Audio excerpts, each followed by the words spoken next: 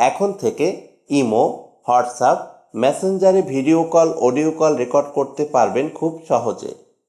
তো চলুন তাহলে দেখে নেওয়া যাক কিভাবে ইমো, হোয়াটসঅ্যাপ, মেসেঞ্জারে audio call, video call record করবেন। তো প্রথমে আপনার ফোনের নোটিফিকেশন বারটি টান দিয়ে নিচের দিকে নামাবেন। এরপর এখানে দেখতে পাবেন স্ক্রিন রেকর্ড অপশন, এখানে ক্লিক করে ধরে রাখবো। এরপর এখানে দেখতে পাচ্ছেন মোর সেটিংস, এখানে ক্লিক করব। মোর সেটিংস অপশনটিতে ক্লিক করে দেওয়ার পর এখানে দেখতে পাচ্ছেন রেকর্ড সিস্টেম সাউন্ড, এরপর দেখতে পাচ্ছেন রেকর্ড মাইক্রোফোন সাউন্ড। দুই পাশের কথা রেকর্ড করতে হলে এই ইনেবল অপশন দুইটি অন করে দিতে হবে। তো আমি এখন অন করে দিব।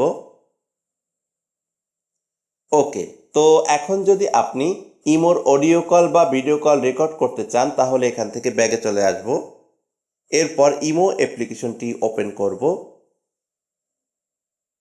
ওকে, তো যার সাথে কথা বলার সময় অডিও কল বা ভিডিও কল রেকর্ড করবেন তার ইমো আইডির উপরে ক্লিক করতে হবে। তো আমি এখন এখান থেকে যে কোনো একটি আইডির উপরে ক্লিক করব। ওকে, তো এরপর এখান থেকে যদি আপনি অডিও কল বা ভিডিও কল দিতে চান তাহলে কি করবেন, অডিও কল বা ভিডিও কল দেওয়ার আগে ফোনের নোটিফিকেশন বারটি আবারও টান দিতে হবে। এরপর এখানে দেখতে পাচ্ছেন স্ক্রিন রেকর্ড, এটাকে চালু করতে হবে। এরপর এখানে দেখতে পাবেন স্টার্ট রেকর্ডিং, এখানে ক্লিক করব।